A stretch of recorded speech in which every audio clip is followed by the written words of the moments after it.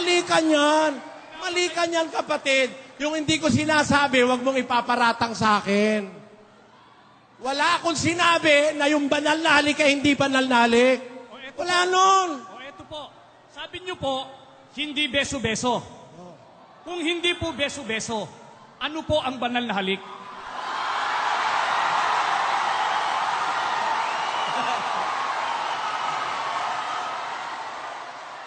Bakit? Naninindigan ka ba na yung banal na halik beso-beso? Wala po ako sinasabi, Ginoong Soriano. Tinitiyak Kayo ko lang po ang tinatanong ko po. Hindi, kung ano po ang tinitindigan banal ko na halik. sa'yo. Hindi Kasi po, kayo po niniliwanag ko sa'yo. Paraanin mo ko. Sabi mo kasi, kung hindi beso-beso, ano ang banal na halik? Bakit naniniwala ka ba talagang beso-beso, banal na halik? Kayo po ang may palatuntunan Hindi. itanong kay Soriano. Sinabi mo kasi. Ako magtatanong. Ano po yung Tinututulan banal na mo halik? kasi yung paliwanag ko eh. Ang sabi mo, kung hindi beso-beso. Ginoong Soriano, ako naman po Hindi tayo magkakaintindihan niya pagkasasabayan mo ko. Kailangan po. Unang-una, programa ko ito. Huwag mo namang ipakita ang kabastusan ng Iglesia ni Manalo. Sanay na kasi ako sa kabastusan ng Iglesia ni Manalo. Huwag mo naman dalhin hanggang dito sa Cavite. Kabastusan yung ginagawa mo, hindi pa ako tapos, nagsasalita ka eh. Ang nagtatanong, nag-iintay ng sagot. Huwag kang sasagot hanggang hindi ako tapos magsalita. Kapatid, yung sinasabi po ni Brother Eli, konfirmasyon po. Ang inyo po bang paniniwala sa banal na halik ay beso-beso? Kayo po ang tinatanong Hindi namin. kapatid, para nga po, Kung hindi po, ganito nga po eh. beso-beso ang Ganito banal nga na po. halik. Ganito Ano nga po. po? Ang paniniwala nyo ba'y beso-beso ang banal na halik? Ang sabi niyo po, Brad Willie, palatuntunan niyo ito. Kung kami po, pababayaan yung magayag ngayon, hindi na ninyo ito palatuntunan. Hindi po. Palatuntunan na po Tinatanong namin lang ito. kayo. Tinatanong lang kayo. Yun bang beso-beso? Gaya ng sinabi ni Ramil Parba, yan ba talaga ang paniniwala ng Iglesia ni Manalo sa banal na halik? Teka po, uulitin ko lang po, nagagalit po kayo eh. Hindi. Sabi niyo po, Huwag ka magpapatutsyadang nagagalit kami. Nasa area eh, hindi naman totoo. Galit ba si Brad Willie? Di ba nililiwanag lang? Masama tubo ng bunganga mo kasi. hindi po. Wala naman Nagtatanong lang si Brad Willie, nagagalit ba? Hindi ko po. Sa bagay, yung itsura mo, dapat ka talagang kagalitan. Opo. Dapat ka talagang kagalitan. Kasi, hindi pa ako tapos dumadaldal ka na nagtatanong ka lang Aminin mo munang makikipagdiskusyon ka, sasagutin kita. Di ganito po. Hindi. Mga kababayan, gawin nating opisyal. Ang sabi niya, aminin daw na makikipagdiskusyon ng Iglesia. Call Tingnan sa mo. pre-debate conference. Tingnan mo, meron ba ako sinabing aminin makikipagdiskusyon ng Iglesia?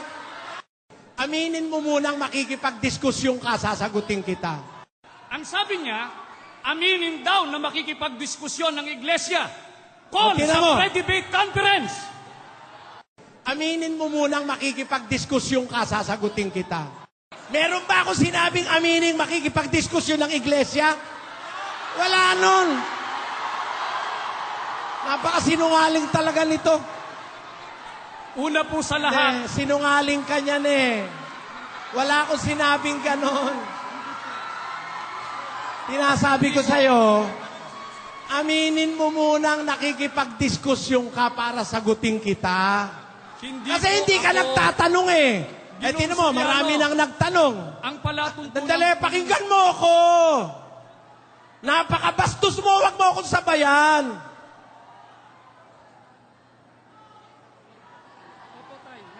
Napakabastos naman ito Yan ba tinuro ni Manalo sa'yo? Hindi ka makapagparaan sa kapwa mo tao?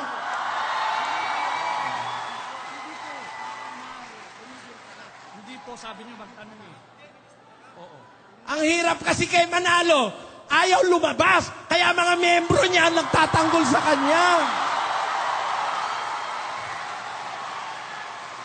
Ang pinakamagaling, palabasin mo si Manalo mo, duwag! Palabasin mo!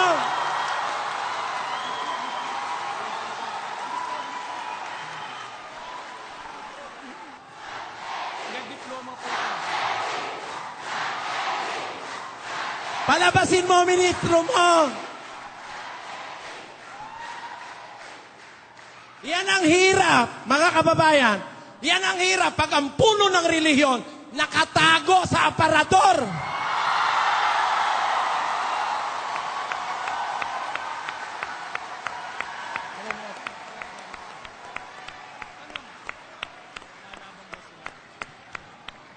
Ilabas mo si Manalo, mas magaling, magkakatapos tayo. Labas nyo na si Manalo! Labas nyo na si Manalo. Ayaw ka rin lang na mahusay na usapan eh. Nagsasalita ako, sinasagot mo ako, napakabastos mo eh. Marami nang nagtanong, hindi naman nagkagulo ng ganyan eh. Ikaw lang naman na nanggugulo eh.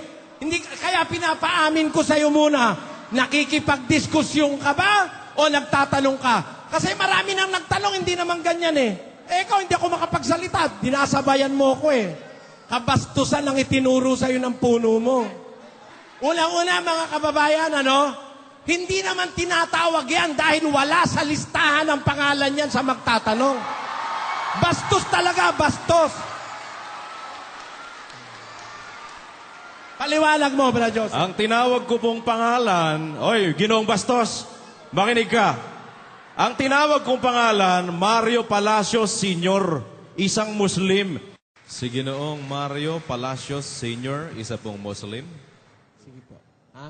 Magandang gabi po, Ano siya? Brad Eli. Muslim po. Magandang gabi po. Ako po ay si Joselito Heron. Itatama ko lamang po. Ang pangalan ko po ay Joselito Fernando Heron.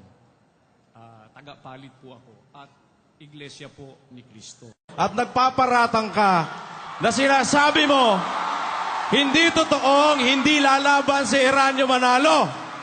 Sabi mo sinungaling din ako. Patunayan mo, lalaban si Manalo. Tindigan mo yan. Pirmahan mo. Sunduin mo si Eranio Manalo. Iharap mo kay kapatid na Soriano.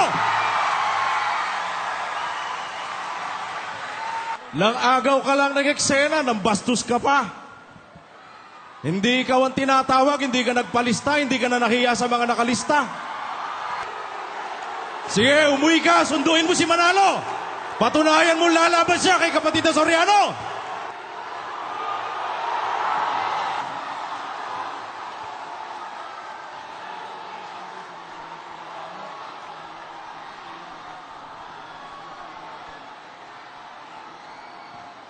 Sasabihin mong nagpunta ka rito, magsosolo ka. Yung isang ministrong lumusob sa lugar